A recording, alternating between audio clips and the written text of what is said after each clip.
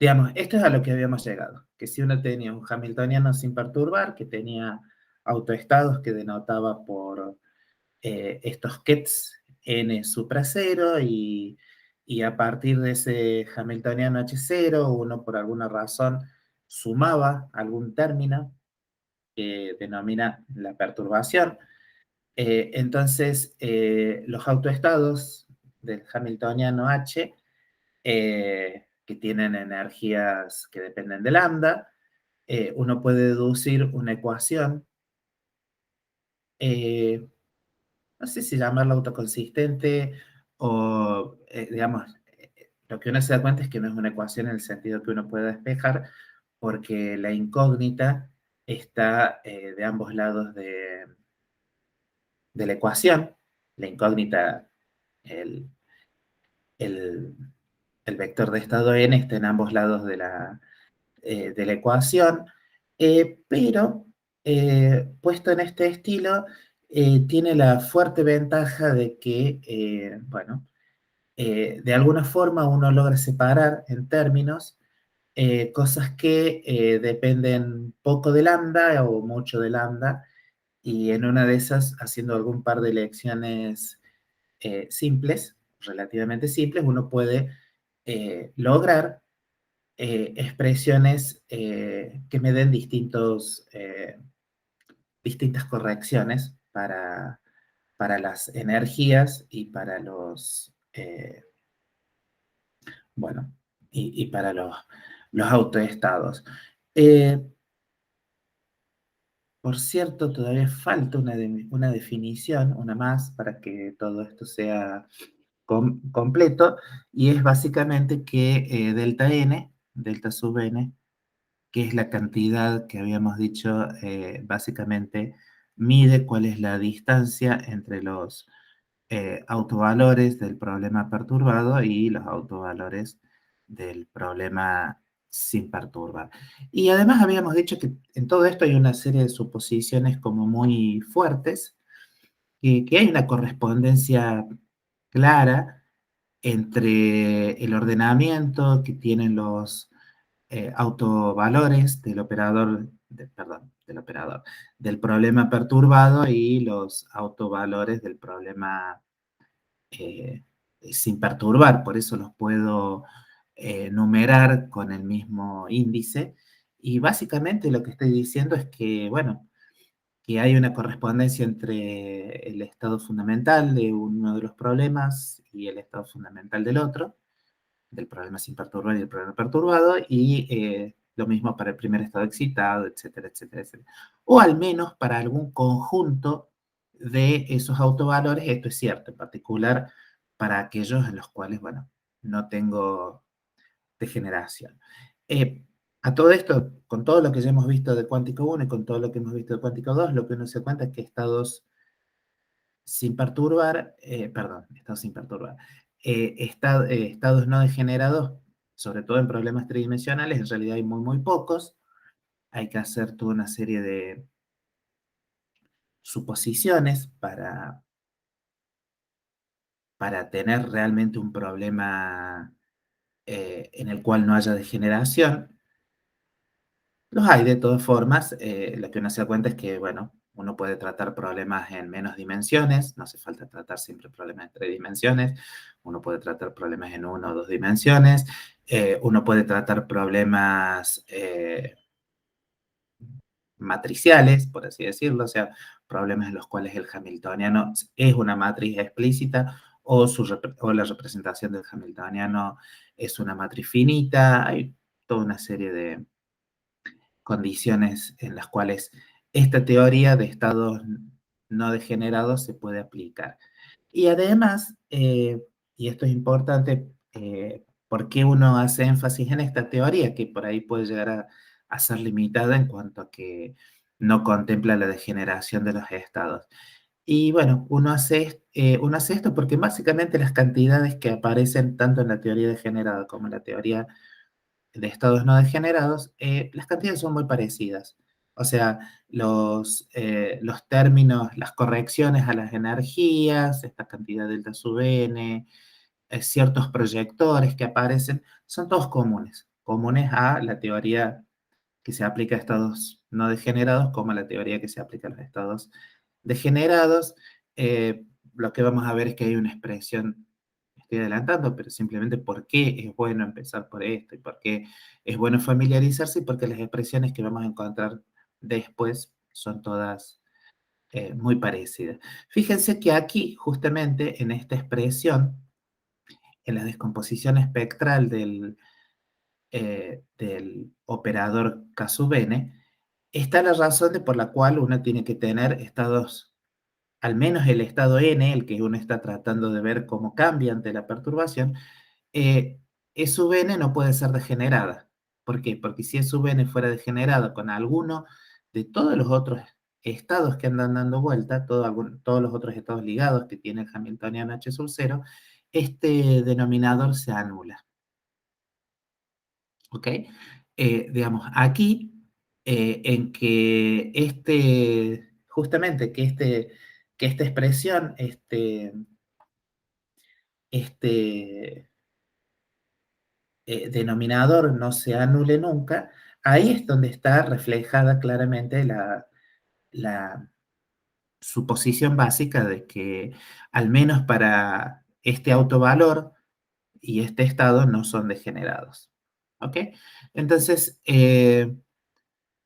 lo que uno piensa o va a pensar en general es que, bueno, que si las expresiones que uno obtiene en general son parecidas a esta, siempre voy a tener que tener alguna suma sobre cosas que no se puedan anular, principalmente. Lo cual es como un pensamiento bastante interesante. Y la otra cosa que uno se empieza a dar cuenta es que, como K sub n, como K sub n aparece en este término e introduce naturalmente, eh, fíjense que introduce de alguna forma bastante natural cuál es la diferencia entre las energías del problema sin perturbar, ¿sí? O sea que naturalmente en esta expresión, por así decirlo, está la escala del problema, o sea, la escala real del problema, que son las diferencias entre las energías del problema sin perturbar. Así que, por supuesto, uno se da cuenta que este término en general es, bueno, va a haber que, digamos, decidir cómo se comporta, va a haber que uno tiene que tener alguna idea de cómo es todo el espectro, ¿sí? Pero es interesante porque esta ecuación, que parece tan inocente, en realidad ya tiene de por sí muchísima información. Tiene las escalas interesantes. Fíjense que las escalas son las distancias del resto del espectro al autovalor de interés. ¿Sí? Todo eso, de una simple mirada, todo esto que acabo de decir está dicho de forma eh, ¿cómo podríamos decir?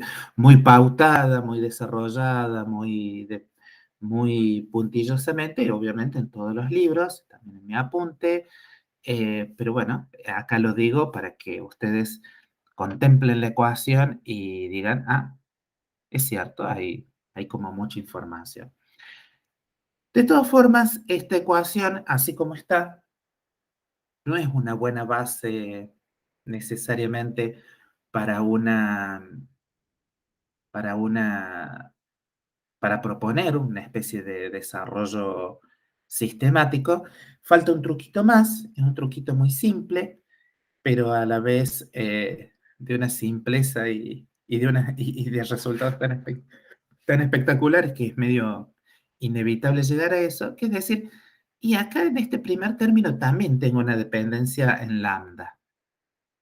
¿Cómo puedo hacer para cargármela a esa dependencia en lambda? Que recordemos que C sub lambda es básicamente el producto escalar entre, entre el estado del hamiltoniano sin perturbar y el estado del hamiltoniano perturbado. Entonces, una solución que no sé si se le ocurrió a Rayleigh o se le ocurrió a Schrödinger o se le ocurrió a quién, pero básicamente se elige, ¿sí? Se elige, uno puede decir que es un ansatz o simplemente es una forma de resolver las cosas. Se elige que C sub lambda sea igual a uno. Con lo cual, la ecuación de arriba, básicamente lo que queda es de la forma que n es igual a n0 más, voy a tener que chusmear una vez, eh, más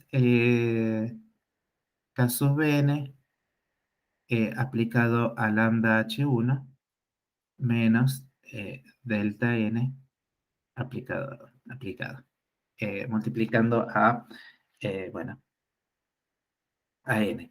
¿Y por qué hago esto? Y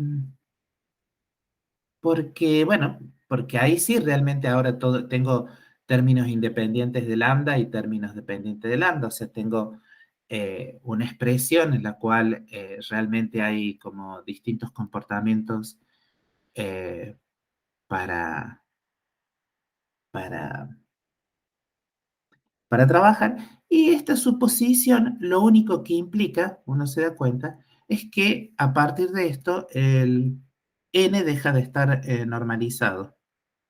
Al menos el n que sale solución de esta ecuación, ¿sí? Entonces, las expresiones que uno obtenga probablemente me den estados corregidos que no sean normalizados, pero normalizar estado es lo más simple del mundo.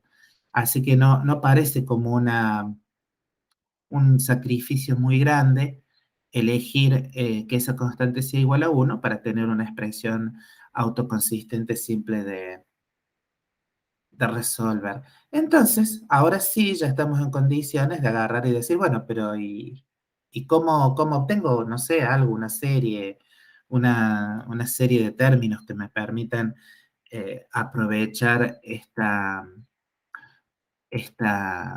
ecuación? Bueno, básicamente lo que se hace es una suposición muy similar a la que se hace en ecuaciones diferenciales o en montones de sistemas, ¿sí? Recordemos que básicamente lo que uno tiene es que el hamiltoniano es de la forma h0 más lambda h1. Entonces, fíjense que uno está diciendo, bueno,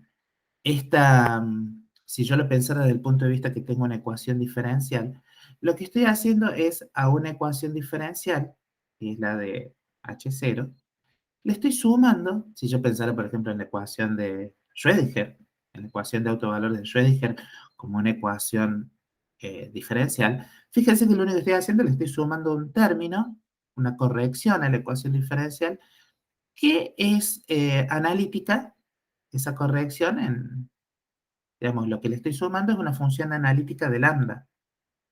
Entonces, no es para nada raro, y esto es una suposición básica en las ecuaciones diferenciales, ¿sí?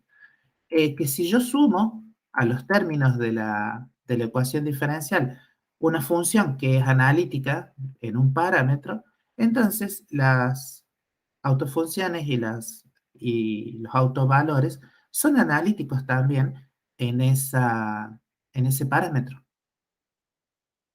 ¿ok?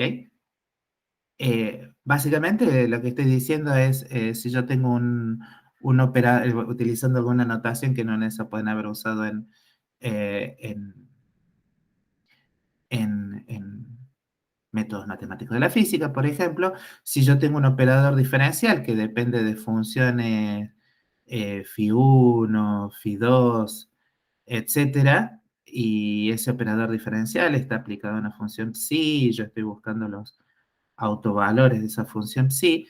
Si yo alguna de estas funciones, por ejemplo, a phi1, la cambio a phi1 por lambda phi tilde, phi2, y estas pueden ser las funciones que multiplican, obviamente, a, ¿cómo se llama esto? A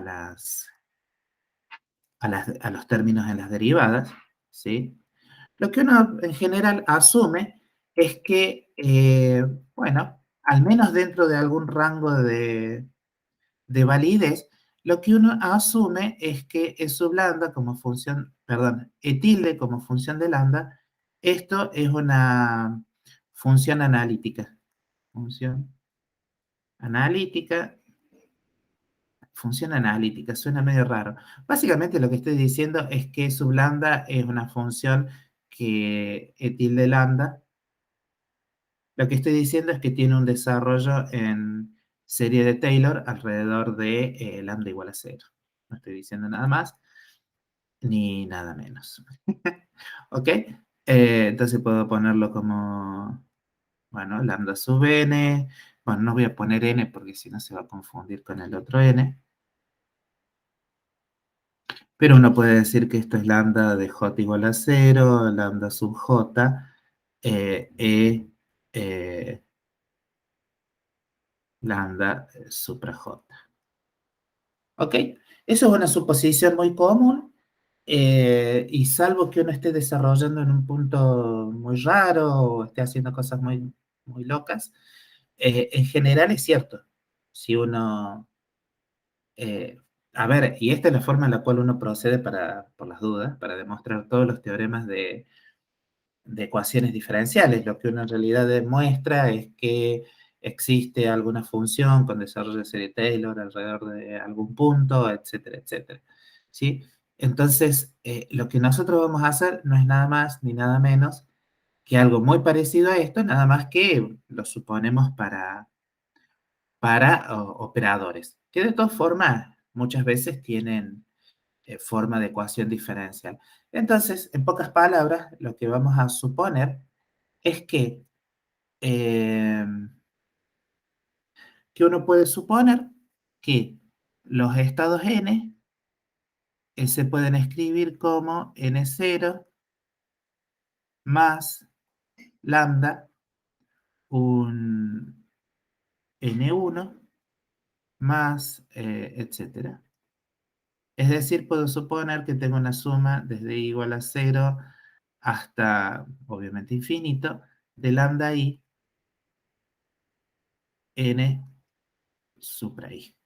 Y voy a suponer de la misma forma que delta n es de la forma lambda delta n1 más lambda cuadrado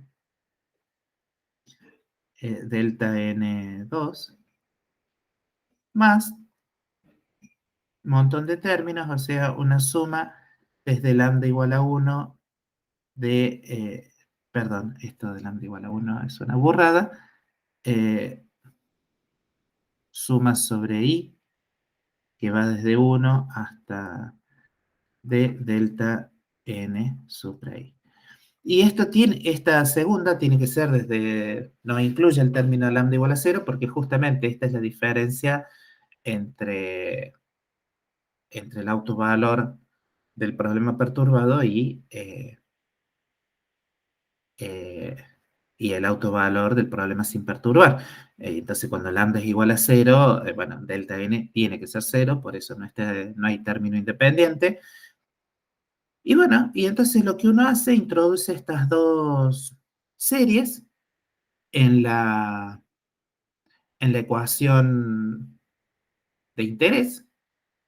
La vamos a escribir acá.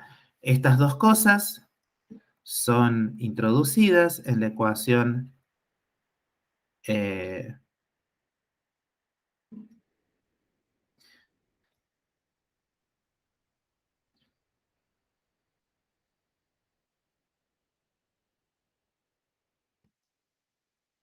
son introducidas en esta ecuación y obviamente lo que obtengo son dos series. Obtengo una serie de lambda del lado izquierdo y obtengo una serie en lambda del lado derecho. Y como todo el mundo sabe, eso ya lo sabemos desde, en particular desde análisis 2 o desde análisis, eh, perdón, desde métodos 1, desde donde uno prefiera, dos series para ser iguales tienen que ser iguales término a término, entonces lo que uno generalmente hace es igualo los lados izquierdos y derechos a igual potencia de lambda y veo qué sucede. Y ahí es donde aparece realmente la cosa de interés, porque justamente esto depende de lambda y esto no. Entonces obtengo relaciones que van a ir, bueno, me van a ir dando términos consistentes y una especie de relación de recurrencia para los términos, para los distintos términos correctivos.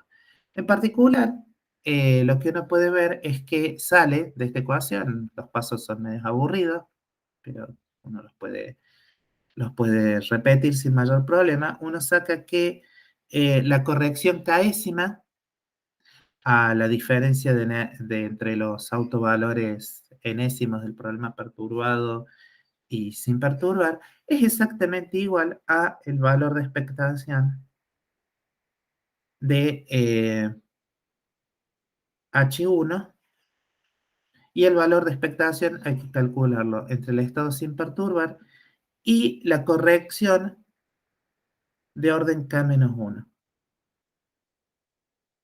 lo cual es buenísimo.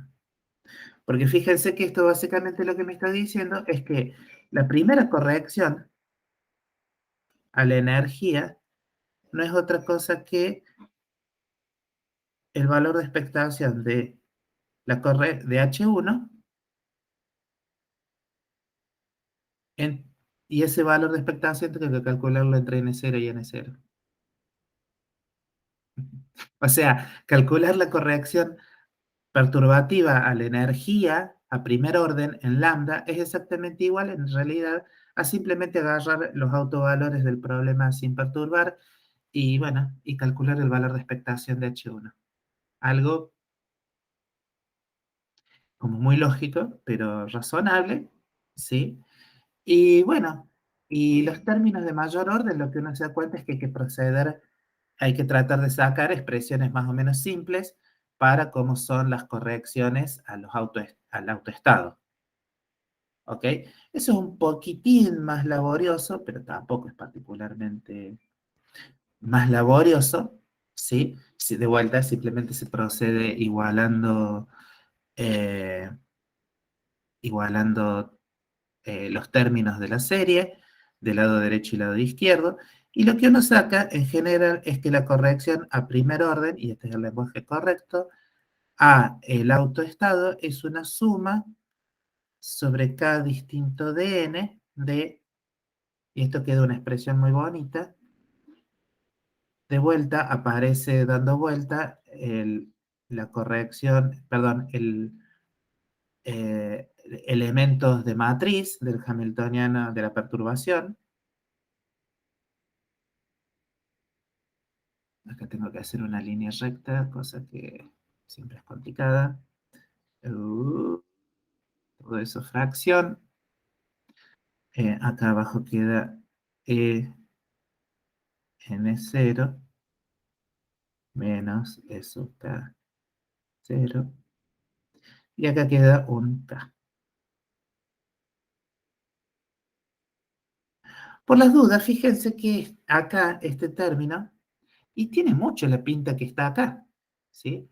Porque K sub n justamente dependía de este tipo de denominadores, y además tenía una suma sobre proyectores en todos los estados que no fueran n, ¿sí? Entonces fíjense que ese proyector está presente acá. Entre este término y este término, uno puede volver a fabricar ese proyector, ¿no?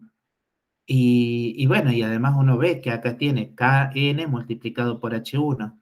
Entonces, y de este lado a la derecha tengo N, entonces uno diría, y sí, probablemente para deducir todas estas cosas tengo que reemplazar las expresiones en forma de serie en esta expresión y multiplicar a izquierda por N supracero, pero no pareciera que hubiera demasiado misterio en todo eso. Y esta expresión ya de por sí es muy, muy interesante. De vuelta, los detalles analíticos los pueden sacar ustedes, no son complicados, además está bueno hacerlos, eh, es más interesante discutir este tipo de resultados. Fíjense que esto no está hablando de perturbaciones y cosas pequeñas, y habíamos dicho al principio que justamente que lo que queríamos hacer era, bueno, construir algo que me permitiera calcular correcciones al valor de la energía en forma sistemática sin tener que resolver problemas cada vez más complicados, al menos desde el punto de vista de un problema inicial, de que si tengo un problema inicial, a partir de eso pueda calcular correcciones a la energía, capaz que calculando solo valores de expectación. Y justamente esto es lo que estamos obteniendo. Estamos obteniendo, por ejemplo, que las correcciones a la energía son valores de expectación de la perturbación entre distintos vectorcitos, ¿sí? Y que esos vectores se pueden obtener básicamente como proyectores que tienen que ver con el problema sin perturbar y de vuelta como valores de expectación de la perturbación entre los autovectores del problema sin perturbar. Y además, esta expresión es, acá sí ya aparece la magia, porque fíjense que en esta expresión uno está comparando, por así decirlo, en el numerador uno tiene cómo son los valores de expectación de la perturbación. Estoy calculando cómo son básicamente los valores de expectación valores de expectación, los elementos de matriz de este Hamiltonian, de esta perturbación.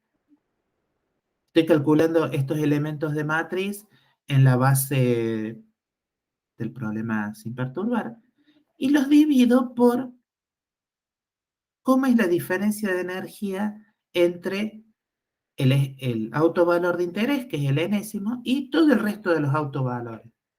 Entonces, fíjense que esta corrección, uno puede decir que es pequeña, si justamente los elementos de matriz de H1 son pequeños comparados con cómo son las diferencias de energía entre el autovalor de interés y el resto de los autovalores del problema sin perturbar.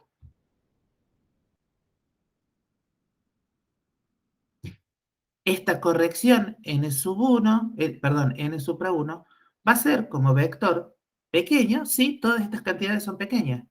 Y todas estas cantidades van a ser pequeñas si los elementos de matriz, perdón, sí, está bien, si los elementos de matriz de la perturbación son pequeños comparados con las diferencias de energía del problema sin perturbar. Brillante, o sea, brillante.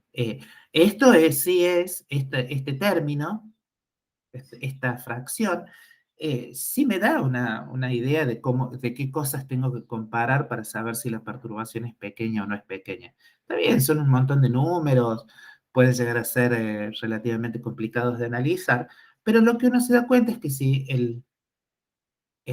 lo que uno quiere perturbar es un autovalor que está lejos lejos de todos los otros autovalores del problema sin perturbar, hay una buena chance de que esta serie perturbativa, como se le suele llamar, bueno, sea convergente, tenga propiedades lindas de términos que son chiquitos, etcétera, etcétera. Y analizar si son chicos, grandes, etcétera, es analizar cómo se comportan números con respecto a números, y esto uno lo sabe hacer.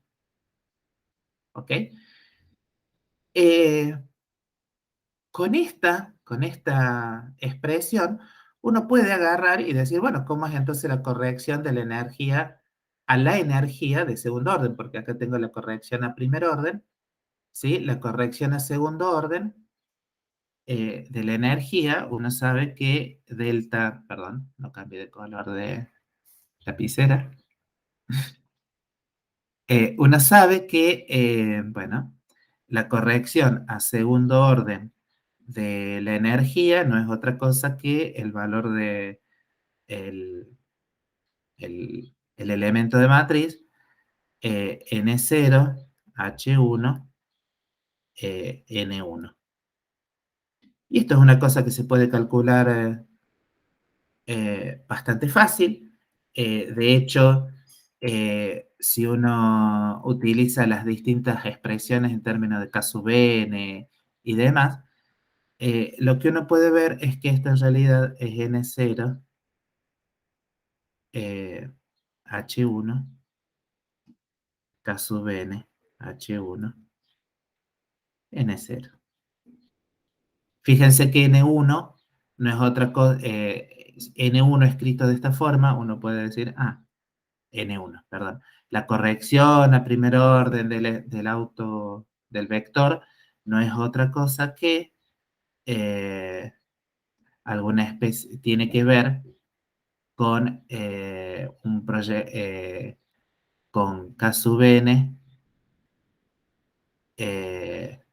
H1 y, y N0. Entonces, escrito de esta forma, esto que está acá adquiere una muy buena... eh, y además uno se da cuenta que, claro, si estoy reemplazando sucesivos términos y sí me van a aparecer distintas potencias de H1 y K sub n y demás. Pero todo eso está bueno que ustedes lo descubran haciéndola la cuenta, ¿no? No que alguien venga y les dé, eh, bueno, todo ya previamente digerido. Además, porque no hay tiempo suficiente como para digerir todo.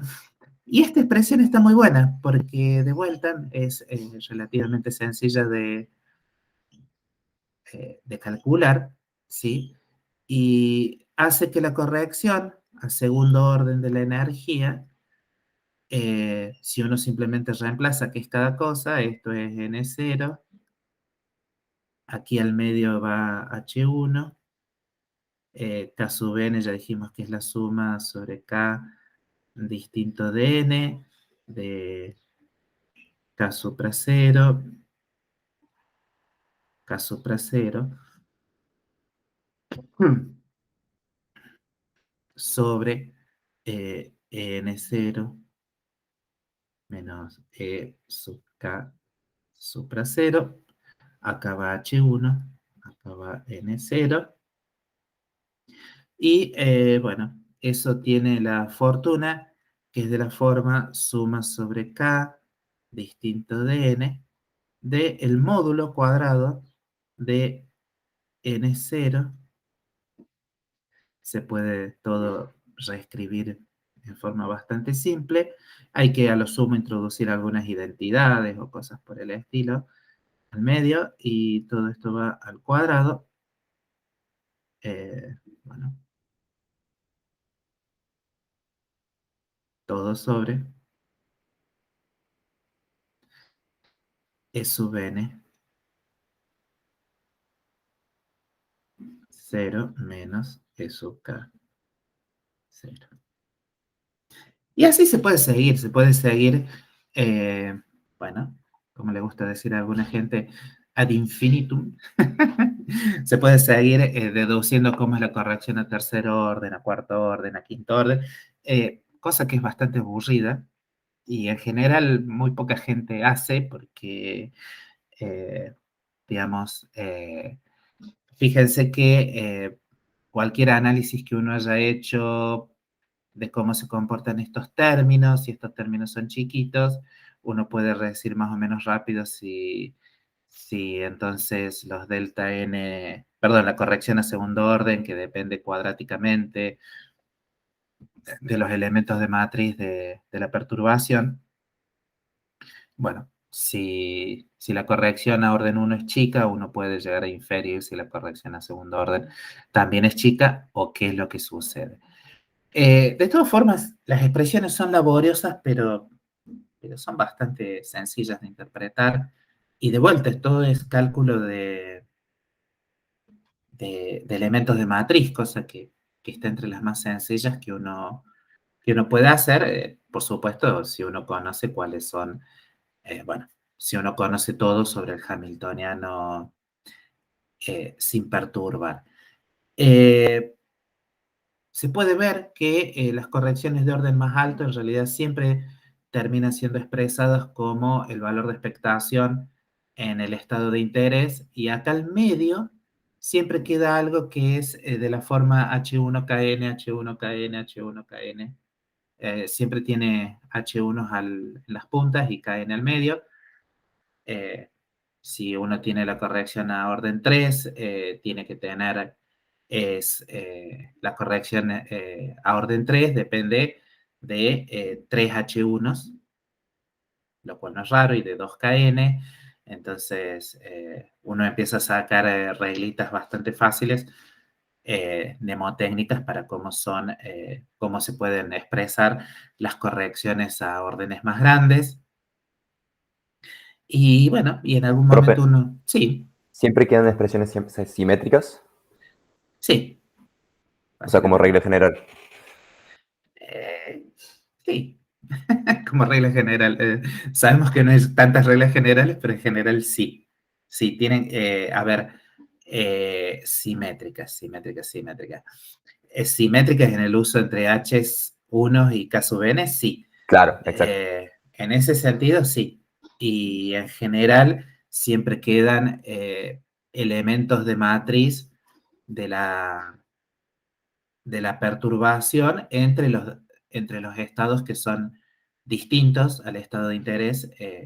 Bueno, si mi estado de interés es n0, siempre los elementos de matriz que quedan dentro de la sumatoria son del estilo n0 con todo el resto de los estados, que no son n0. Sí, esas cosas son...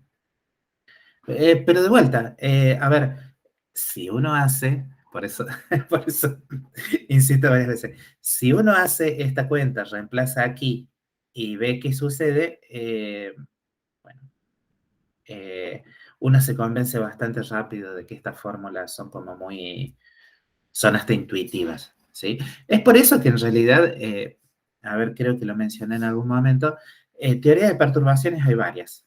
Eh, eh, la que nosotros vemos es la de Rayleigh-Schrödinger y se utiliza, ¿por qué? Porque es la que se deduce en términos más elementales.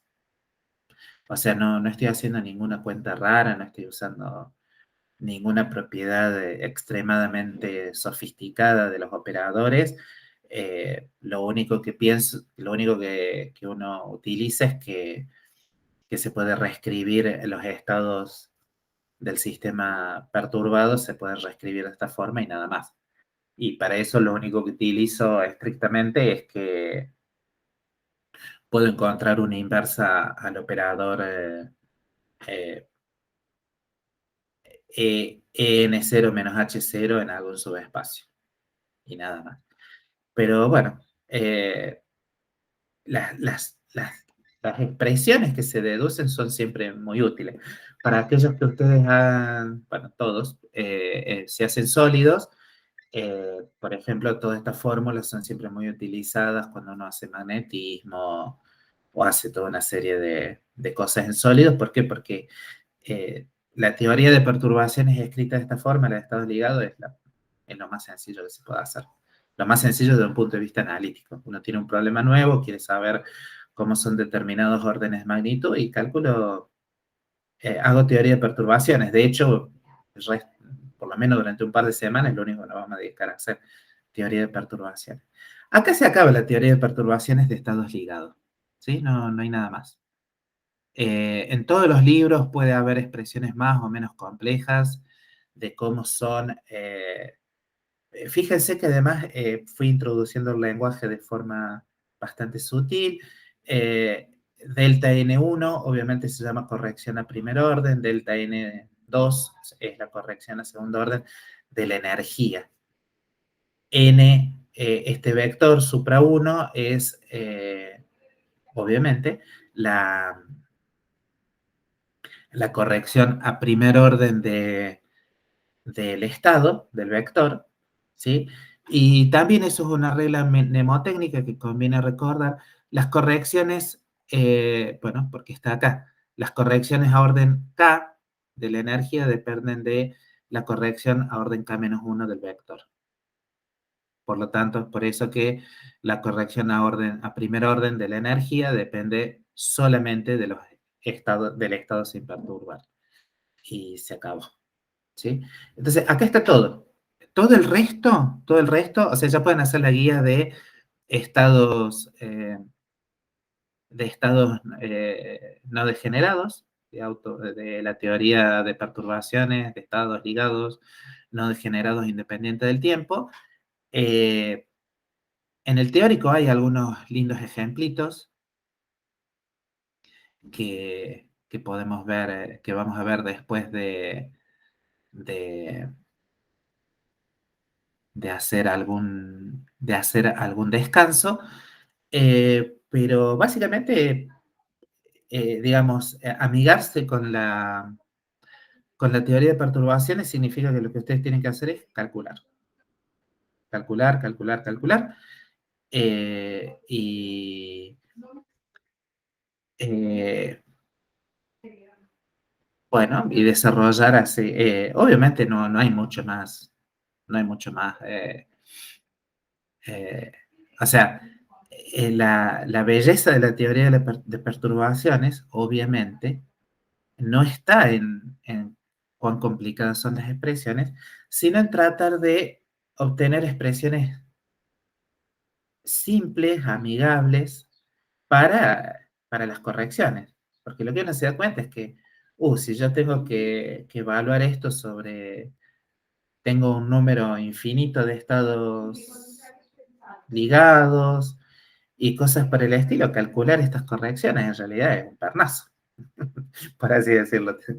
Eh, digamos, salvo que la perturbación tenga alguna forma particular, calcular cómo son todos estos elementos de matriz en general puede llegar a ser algo complicado o no, ¿sí?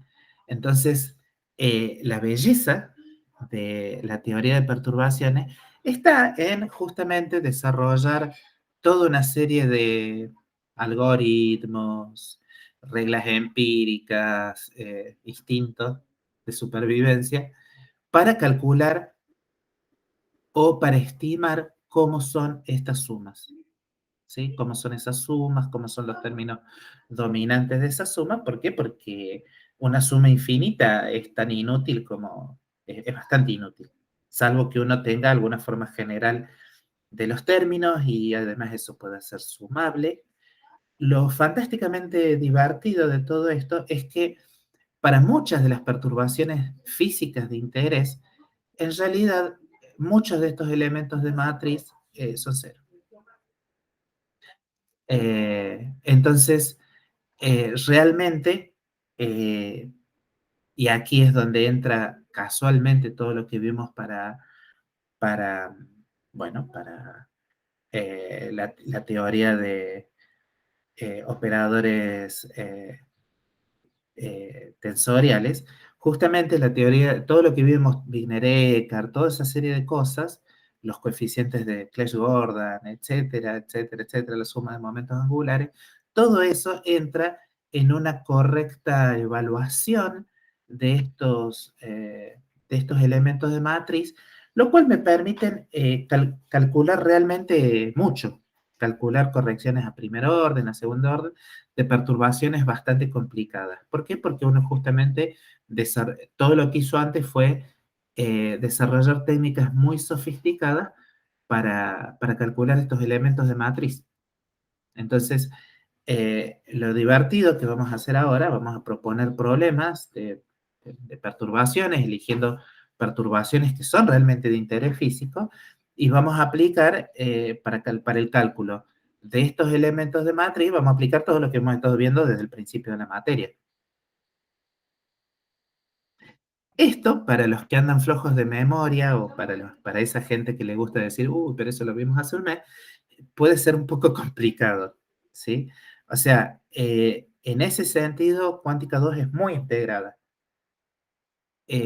Yo quiero entender, quiero calcular las cosas que vienen ahora a continuación, no me puedo olvidar de todo lo que hemos estado construyendo, no puedo no tener una práctica de todo lo que hemos estado calculando, sobre todo lo que hemos estado diciendo sobre el cálculo de elementos de matriz de operadores tensoriales. ¿Por qué? Porque justamente uno va a decir, ah, bueno, si H1 es un operador escalar, por decir algo, entonces los elementos de matriz que van a ser distintos de cero son solamente estos, o aquellos, o cosas por el estilo.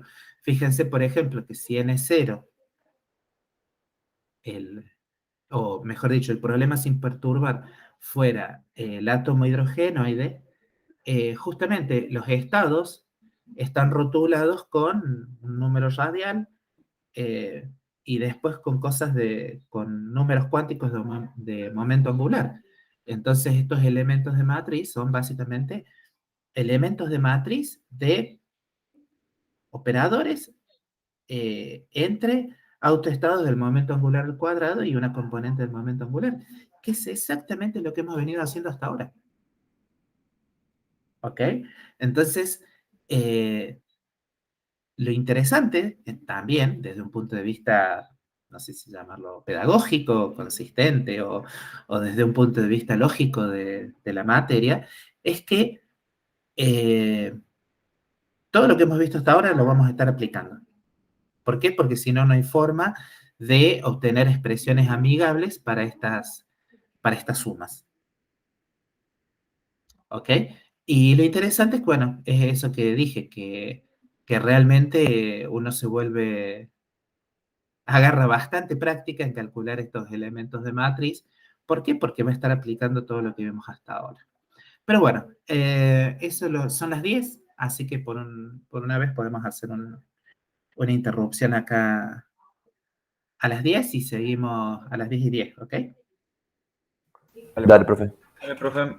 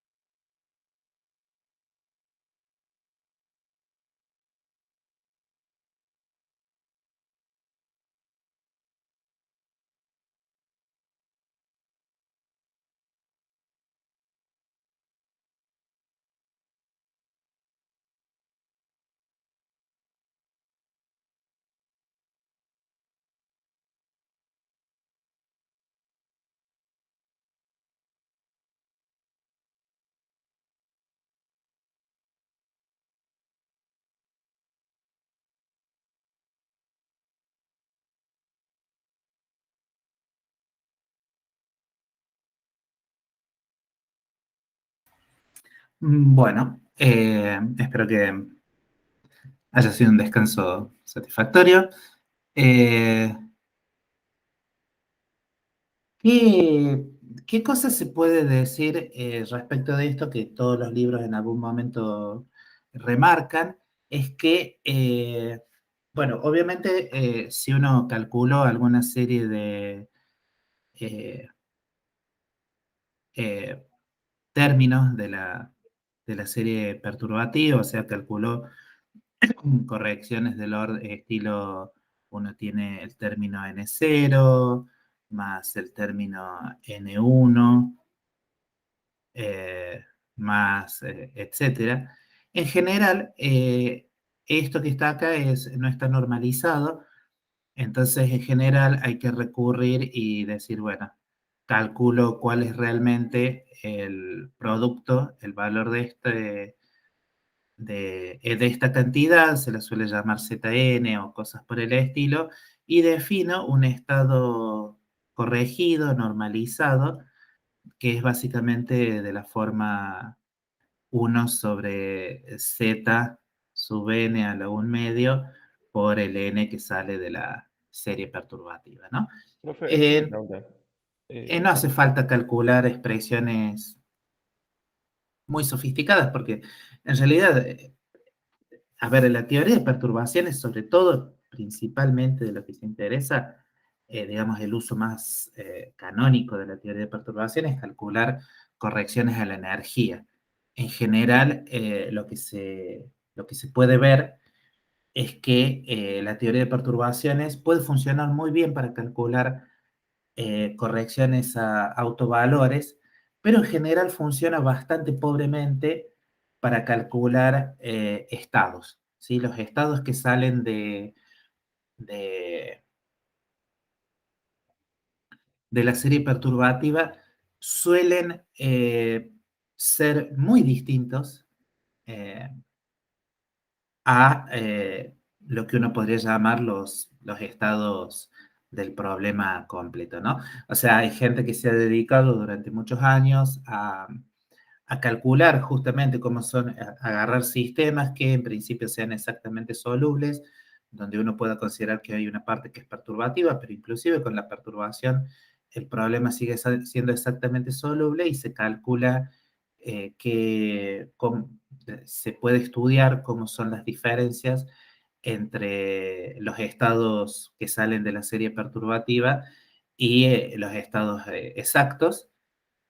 Nosotros, de hecho, y en el apunte, y en los libros, y en la guía, hay algunos ejercicios muy simples para comparar cómo son los estados corregidos de la serie perturbativa comparado con los estados que son solución exacta. Y lo que uno puede ver es que en general, bueno, la cosa no funciona del todo bien.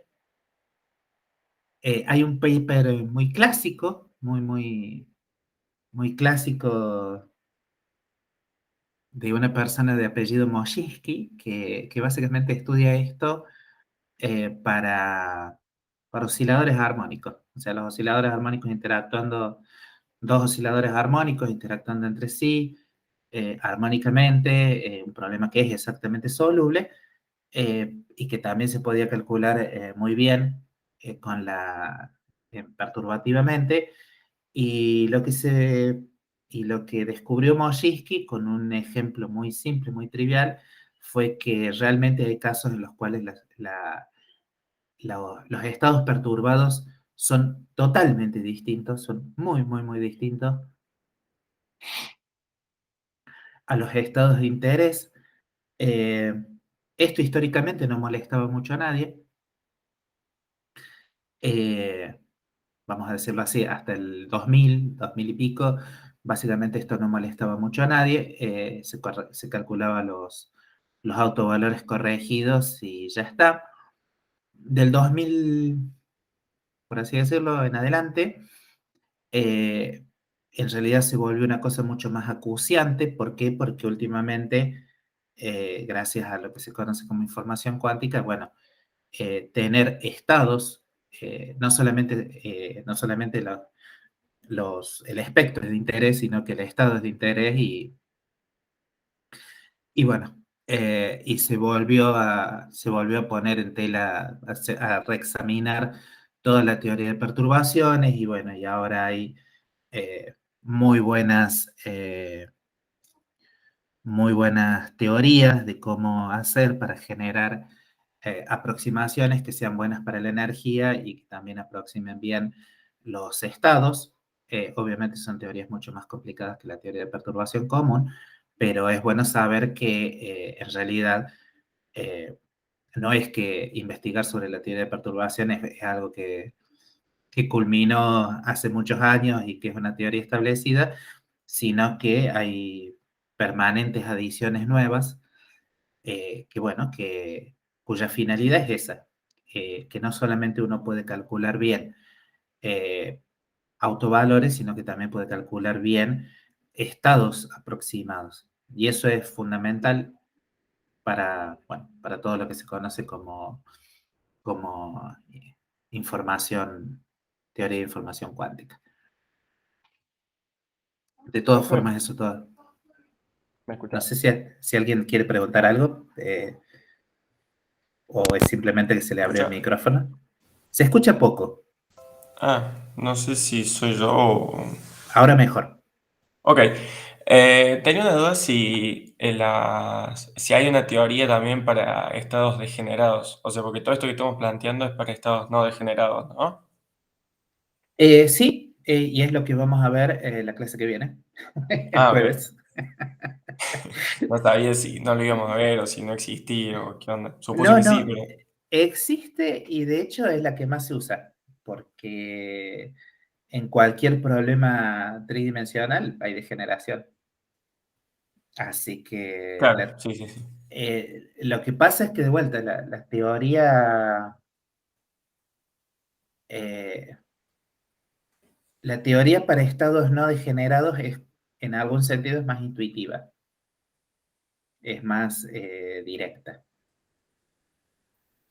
Y, y, y aunque no se pueda aplicar a muchos problemas, se puede aplicar a algunos pocos problemas y da algunos resultados que son medibles, digamos, ¿sí?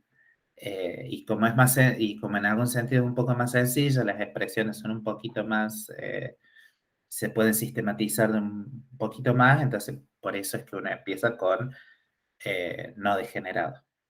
Pero sí, básicamente ahora lo que vamos a ver durante 40 minutos son algunos ejemplitos, en realidad les voy a plantear que se pueden ver en esos ejercicios, y la idea es que ustedes completen eh, las, eh, completen las cuentas, ¿sí? Pero vamos a ver unos ejemplitos y la clase que viene vemos teoría de estados eh, degenerados, ¿sí? Y Bien, sí, sí. bien, entonces, algunos ejemplitos en los cuales se pueden hacer todas las cuentas y que ayudan a entender un poco todo esto. Ejemplos. Vamos a levantar un poco esto. Un ejemplo que es muy bonito, muy simple, es lo que se conoce como un sistema de dos niveles. O sea, básicamente lo que estoy suponiendo es que por alguna razón el hamiltoniano se puede escribir realmente como algo que tiene solamente dos cosas, o sea, tiene una representación matricial exacta. Y básicamente lo que se empieza diciendo, bueno, supongo que tengo un hamiltoniano H0 y tengo dos vectores, eh, y tengo dos autovalores que son no degenerados, porque si no, no puedo aplicar la teoría. Y no son particularmente interesantes cuáles son estos, pero y es uno o dos, y de ahí nos sale, ¿sí? Y hay una perturbación que es muy característica, es muy interesante, que es cuando la perturbación es no diagonal. Fíjense que si esto es cierto así, en la base de estos autovectores, el hamiltoniano es diagonal, ¿sí? H0 en la base de sus autovectores, se puede escribir exactamente como E10, E20. Y acá tenemos 0 y 0. ¿Ok? Ese es el sistema de dos niveles ya escrito en su propia base. Y lo que vamos a suponer es que el hamiltoniano de interés, el hamiltoniano perturbado, es de la forma E10, lambda B12, lambda B21 y E20.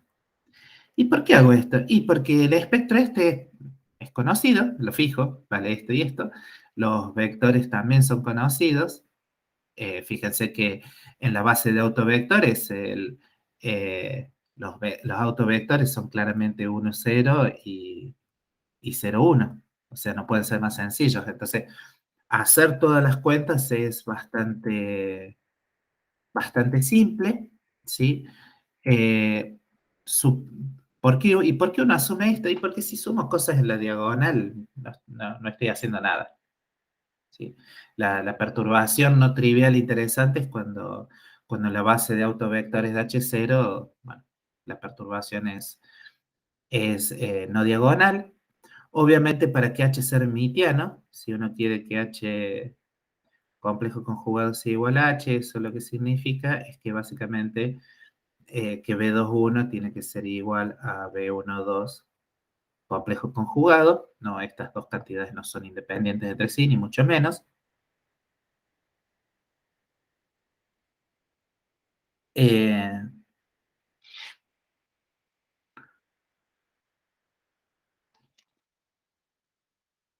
Se pueden hacer muchas suposiciones, pero básicamente, inclusive, ni siquiera para aprender algo, ni siquiera es necesario suponer que B, que las cantidades de estas B sean complejas, uno puede asumir que son reales, al menos para hacer el problema más simple. Eh, Vamos a decirlo así. Podemos asumir, al menos para hacer un ejemplo, ¿no? B12 igual a B21 y que pertenecen a los reales. Entonces, por ejemplo, uno puede agarrar, y este problema es exactamente soluble, ¿no? Los autovalores del problema exactamente soluble se pueden escribir muy fácil. Son básicamente un medio de E10 más E20,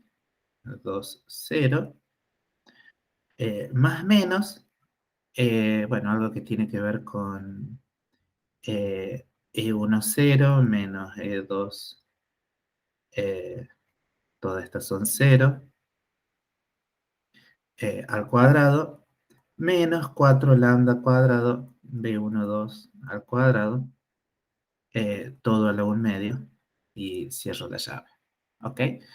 De hecho, todo esto es tan bonito que uno inclusive puede agarrar y decir, bueno, fíjense que acá está la cantidad de interés,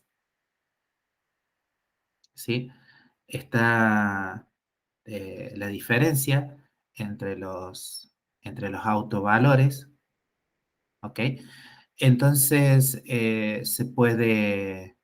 toda esta expresión, uno podría agarrar y sacar factor común en la parte de la raíz cuadrada, uno puede sacar factor común la diferencia entre las energías E1 y E2, 0, y entonces la raíz cuadrada de esta queda de la forma 1 más alguna constante, ¿sí? Entonces uno puede hacer un desarrollo en serie de Taylor de la parte de la raíz cuadrada. Entonces la parte de la raíz cuadrada, la forma de procesarlo es, primero saco factor común eh, E10 menos E20, lo saco factor común de, ahora un paréntesis que va a ser distinto. Esto que está acá es de la forma raíz cuadrada de 1 más x, y esto tiene un desarrollo en serie de Taylor bastante sencillo, y esto lo estoy haciendo simplemente, a pesar de que tengo la solución exacta, voy a hacer el desarrollo en serie de Taylor para después comparar con qué sale con la teoría de perturbaciones. Entonces, no es evidente de por qué lo estoy haciendo, pero explico por qué lo voy a hacer. Si uno hace todos estos pasitos, ¿sí? Básicamente lo que puede ver es que E más menos, o sea, los autovalores, E más menos para lambda que va a cero, van como, y acá hay que trabajar un poquito con signos más y signos menos, como E21 supra cero. Acá lo que hay que asumir, vamos a asumir es que E2, perdón, sí, que E2 es 0 es mayor que 1, 0. No hay ninguna elección, digamos, no hay ninguna pérdida de generalidad, es simplemente para que quede claro cuál es la solución con más y cuál es la solución con menos y cómo es la relación con, con los autovalores sin perturbar. Y esto es así, más menos lambda cuadrado B12 al cuadrado, hay que hacer la cuenta, no es complicado, todo sobre,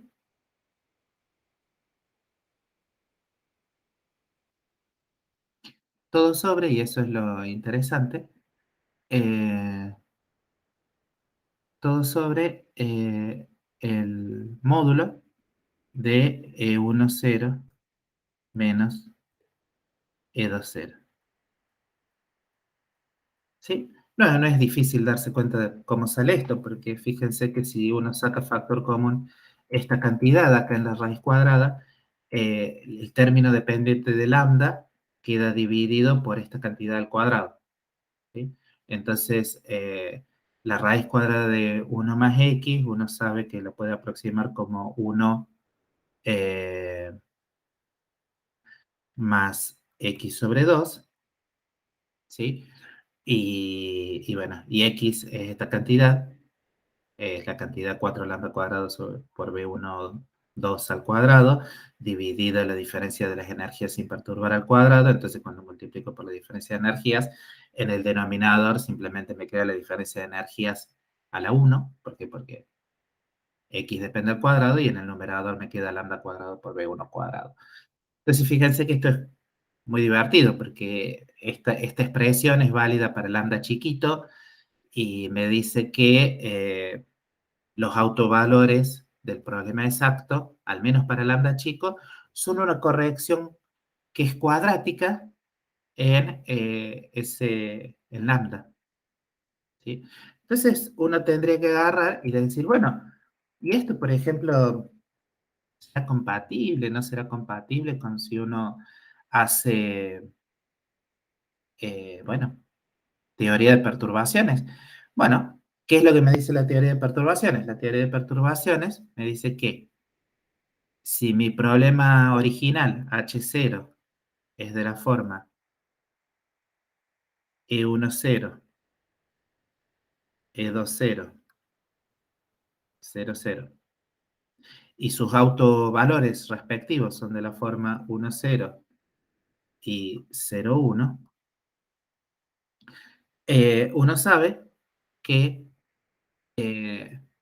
vamos a decirlo así, y la corrección es de la forma H1, es de la forma 0, lambda B12, lambda B12, 0. Fíjense que, por ejemplo, la corrección a primer orden de el estado 1, ¿ok? Del estado 1, no es otra cosa que agarrar 1, 0 y calcular el elemento de matriz, este elemento de matriz. Calcular el valor de expectación de la perturbación entre los estados sin perturbar. Eso es lo que habíamos dicho. Tengo que subir para arriba, disculpen, pero eso es lo que habíamos dicho acá. Lo que voy a recuadrar en azul, eh, la corrección a primer orden de la energía, no es otra cosa de la corrección al autovalor n, es agarrar el autovalor correspondiente y calcular este valor de expectación. O sea que, si vengo acá, calcular la corrección a orden 1 de la energía del autovalor 1 no es otra cosa que calcular el valor de expectación de la perturbación entre el autoestado respectivo. Y bueno, pero fíjense que esto, en este caso, es bastante simple calcularlo. No es otra cosa que agarrar el vector 1, 0, poner al medio 0 lambda B1, 2, lambda B1, 2, 0, y acá poner 1, 0, y eso me devuelve un lindo 0.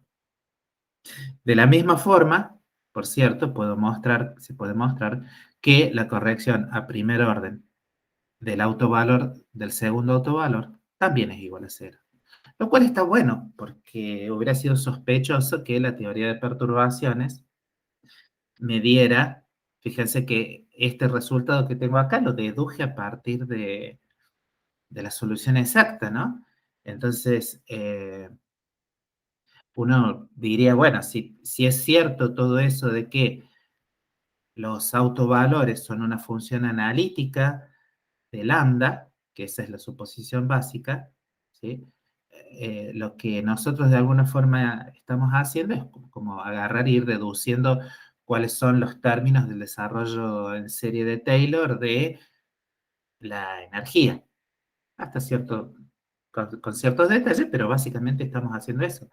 Fíjense que la suposición básica que hicimos fue que los autovalores del problema exacto son desarrollables en una serie.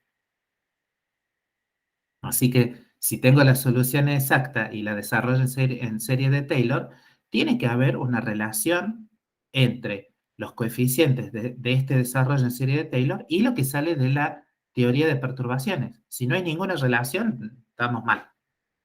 ¿Ok? Entonces, bueno, acá por lo menos vemos que si hacemos el desarrollo a partir de la expresión exacta, la corrección en términos de lambda es cuadrática. Y acá, en esta cuenta muy simple, lo que hemos visto es que efectivamente la teoría de perturbaciones dice que el término lineal es nulo, lo cual da razones para festejar.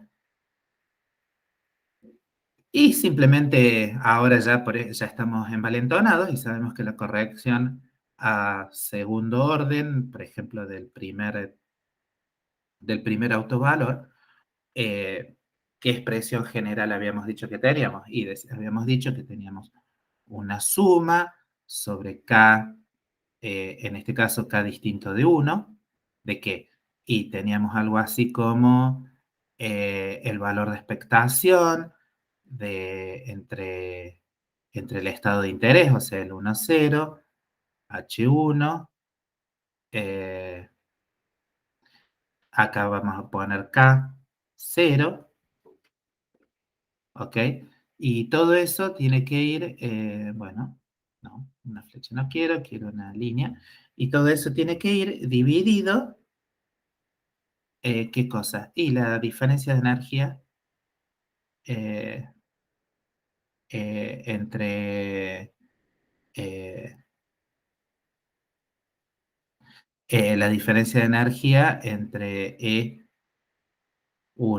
0 y EK, 0. Y fíjense que entonces en el caso este 1, bueno, como hay solamente dos estados, lo que me queda es básicamente el elemento de matriz entre el estado 1, 0, H1, y acá va el 2, 0, todo dividido,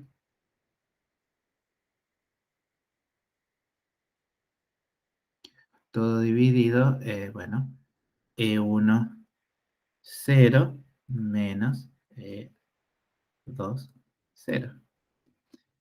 Y este elemento de matriz es de vuelta trivial calcularlo, porque lo único que tengo que hacer es ensanguchar esta matricita entre el 1, 0 y el 2, 0. Y ese sí me da algo... Ah, y todo esto va a módulo cuadrado, si no me equivoco. Todo esto va módulo cuadrado, lo único que hace falta es ver la fórmula de arriba, todo esto va a módulo cuadrado. Veamos la fórmula, simplemente para ver que no estamos metiendo la pata. Subo, efectivamente depende del módulo cuadrado. Y bueno, es trivial calcular que 1, 0, H1, 2, 0, no es otra cosa que 1, 0, 0, lambda B1, 2, lambda B1, 2, 0, 0, 1, y justamente como ahora están cruzados y acá esta perturbación es no diagonal, todo esto queda igual a lambda B1, 2. Que cuando pongo el módulo cuadrado me da exactamente lo que me tiene que dar, y entonces saco que la corrección a segundo orden de la energía del estado 1 es básicamente lambda cuadrado, B1 cuadrado, sobre, bueno, E1, 0, menos E2, 0. Y si uno ve la pinta que uno tenía acá, ve que es exactamente lo mismo. O sea que efectivamente, en un sistema simple, hacer la comprobación de que en realidad, de alguna forma, la teoría de perturbaciones lo que me está dando es una forma de construir los términos del desarrollo en serie de Taylor de la energía exacta. Uno dice, bueno, entonces la teoría de perturbación está buena. Por supuesto, uno sabe que la serie de Taylor no siempre converge, entonces puede haber algunos problemillas en su implementación. De todas formas,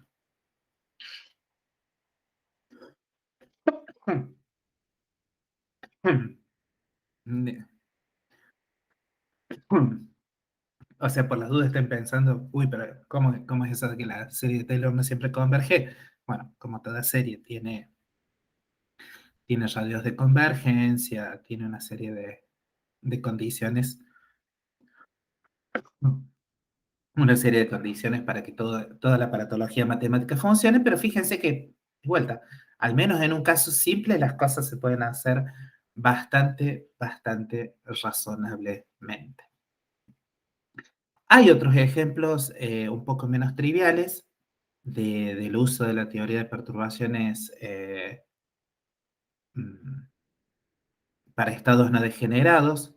Habitualmente todos los libros traen exactamente la misma, por dos razones. Una, porque es fácil de calcular, y dos, porque tuvo su importancia histórica, una importancia histórica interesante. Y es lo que se conoce básicamente como, el siguiente ejemplo, es lo que se conoce como el efecto Stark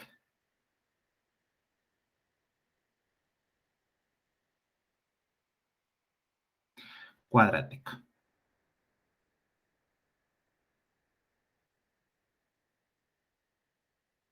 Ya dijimos que básicamente en algún momento la gente cuando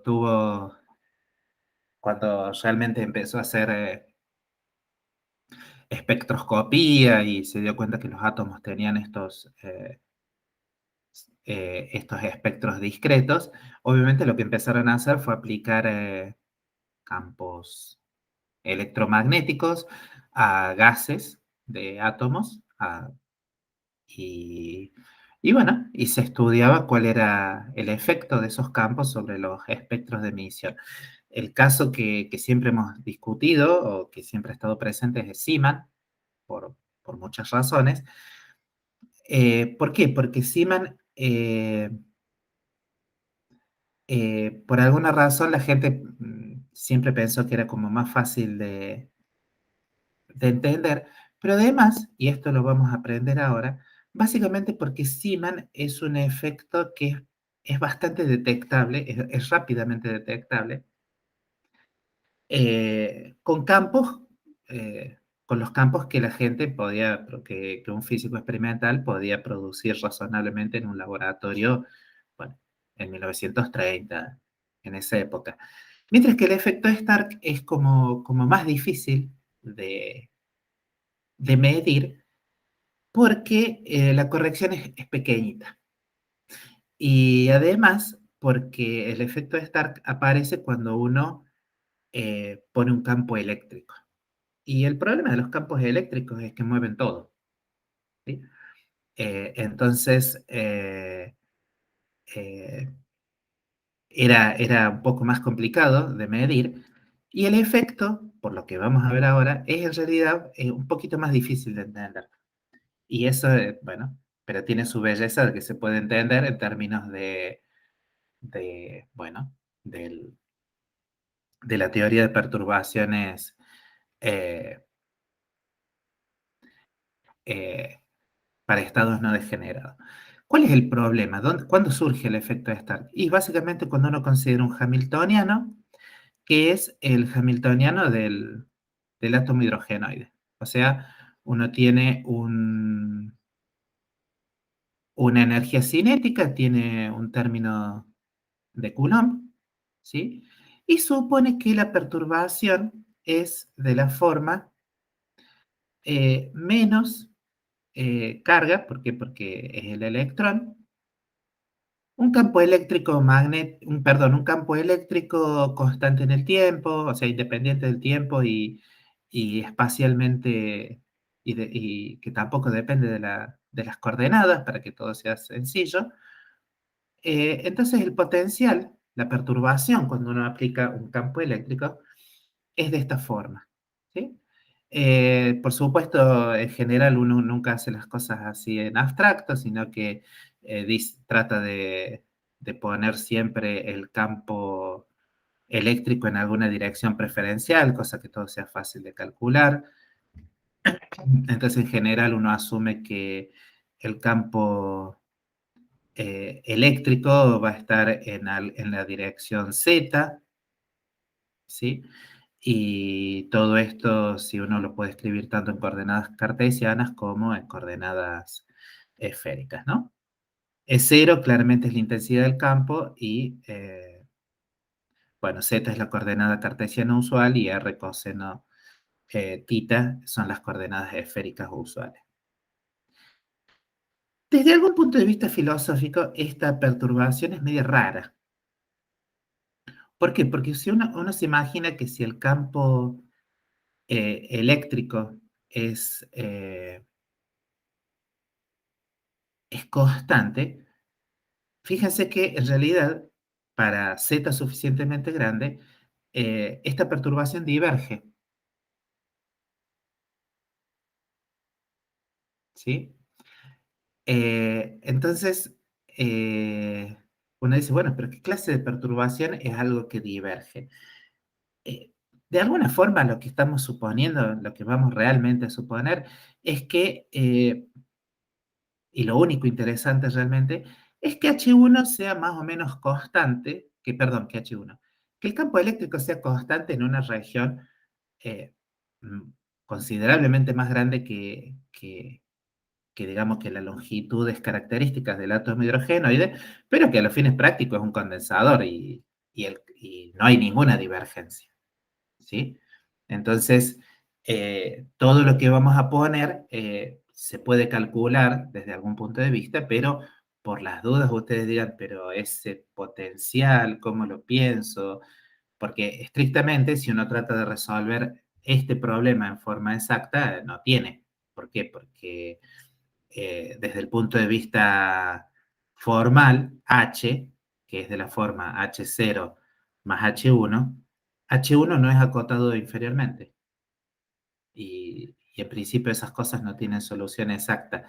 Sin embargo, de vuelta, uno hace las cuentas con algo que es más o menos simple y la situación experimental es muy razonable, es muy parecida a esta situación ideal bueno, que tiene pequeños, sus pequeñas dificultades de interpretación, pero no nos vamos a detener en las dificultades de interpretación, sino que vamos a calcular.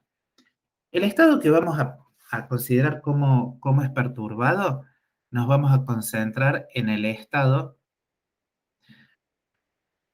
fundamental en el estado fundamental del, del átomo hidrogenoide, es decir, vamos a considerar que el estado que nos interesa es E100, donde estos numeritos cuánticos son el tradicional N, L y M. ¿Sí? Este estado, para un problema sin spin, ¿sí? Eh, es a todos los fines prácticos eh, no degenerados, así que puedo calcular cosas. Todo el resto de los estados, todo el resto de los estados del átomo hidrogenoide son degenerados, pero no nos preocupemos por eso. Entonces, ¿qué es lo que me dice la teoría de perturbaciones? La teoría de perturbaciones me dice que yo puedo calcular esto por una cuestión de notación. Permítanme ponerle simplemente un 0 acá abajo, ¿sí? Entonces, la teoría de perturbaciones lo que me dice es que las correcciones a ese estado, ¿sí? O la serie perturbativa, uno la puede escribir como E100, o sea, el estado sin perturbar, menos, y ahora vienen todo el resto de los términos, menos E por E sub 0, o sea, lo que tengo que poner acá no es otra cosa que lo que me dice la prescripción, la corrección a primer orden no es otra cosa que el valor de expectación de la perturbación, o sea que acá tengo que poner R coseno tita 0. Esto que está acá claramente es 0 H1 0, ¿sí? Todo esto que está acá no es nada más que esa cantidad. Más, siguiendo con los términos que prescriben la serie perturbativa, más E cuadrado, E0 cuadrado, una suma sobre los estados, sobre todas las cosas que tienen N, L y M distinto de 1, 0, 0, ¿sí? Y acá lo que tengo es el módulo cuadrado del valor del elemento de matriz de R coseno tita entre 1, 0, 0, N, L, M, módulo cuadrado, todo sobre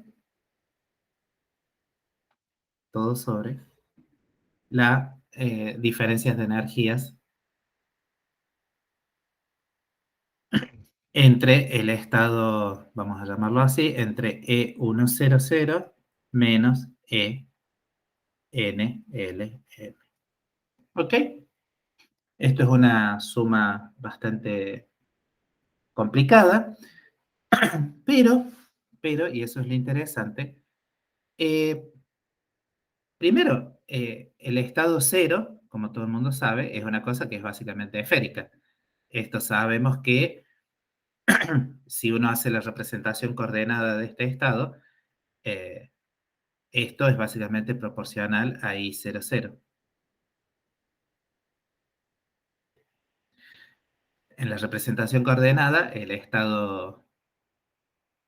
vector de estado del estado fundamental del átomo hidrogenoide es básicamente es algo que no depende de los ángulos, ¿sí? Entonces, esto inmediatamente me dice que el valor de expectación es 0, R coseno de tita, 0, es igual a 0.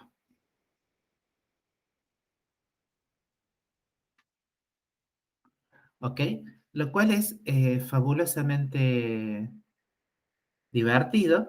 ¿Por qué? Porque inclusive uno puede agarrar y decir, esto podría en realidad pensarlo como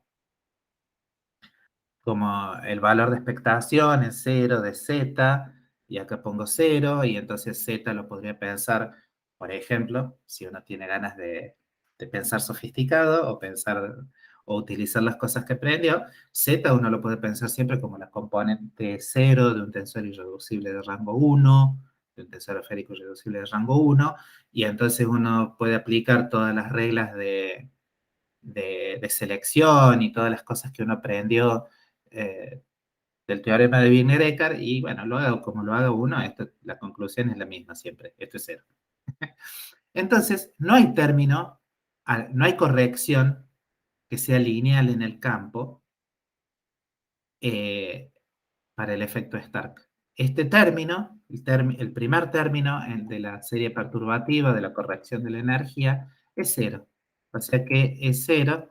Acá capaz que tendría que poner un parecido más que un...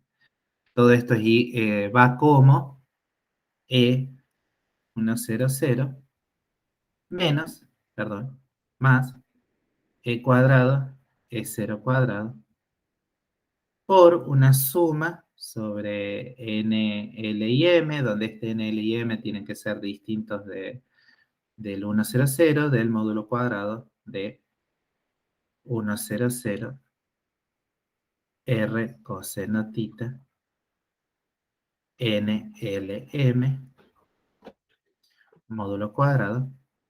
Y dijimos que todo eso iba sobre la diferencia de energía de, bueno, E100 menos ENLM. De hecho, uno puede seguir por este camino y bueno, y tratar de...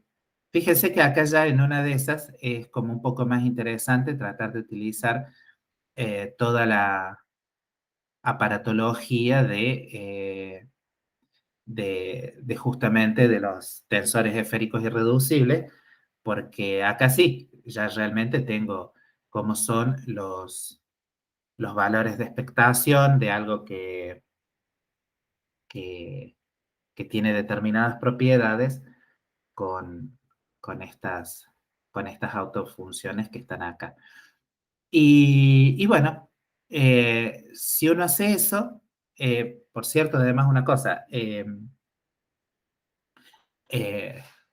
digamos, si uno lo que piensa es que Z es básicamente, tiene que ver con una componente 1,0, o sea, tiene que ver con la componente 0 de un tensor esférico irreducible, y se fija en el teorema de Wigner-Eckardt, cosa que ustedes pueden hacer porque tienen la carpeta a mano, etcétera, etcétera, etcétera. Lo que pueden ver es que la corrección a segundo orden, vamos a llamarla E02, la corrección a segundo orden, en realidad, debido a esta propiedad, solamente depende. No depende digamos, no hay que calcular para N, L, M y toda una serie de cuestiones arbitrarias, sino que en realidad los únicos elementos que intervienen en esa suma son cosas de la forma, bueno, el 1, 0, 0 siempre está, acá está Z, pero los únicos que son distintos de 0 son aquellas cosas que tienen acá, acá, L está condenado a ser 1 y M está condenado a ser 0. Gracias a las reglas de selección que uno puede sacar de pensar a Z como la componente 0 de un tensor esférico irreducible de rango 1, y bueno, y todo esto está dividido en K10, 0, menos E100, bueno, 0, y esta suma es sobre K, ¿sí? Y de vuelta, ¿cómo deduje esto? Y son las reglas básicamente las reglas de selección, los coeficientes de Craig-Gordon, me dicen que esto tengo que tratarlo de esta forma, si no, no pasa nada. Lo cual es como bastante simpático. Y este signo menos sale de que, bueno, de dar vuelta acá el denominador, y sabiendo que todas estas energías son siempre mayores que la energía del estado fundamental, entonces ahora todo lo que está dentro de la sumatoria es definido positivo y el signo explícito de la corrección está puesto acá, ¿sí? Lo cual es como muy bonito. Uno podría terminar acá y quedarse muy contento.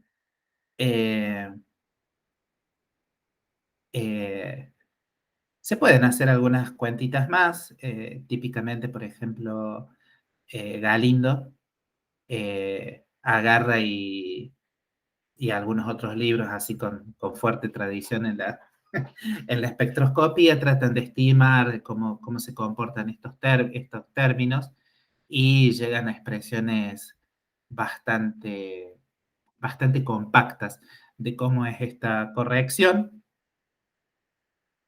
Todas cosas que la gente hacía porque, bueno, cuando, cuando ponía el átomo hidrogenoide en el campo, en un campo eléctrico, bueno, quería ver cómo se modificaba el estado fundamental.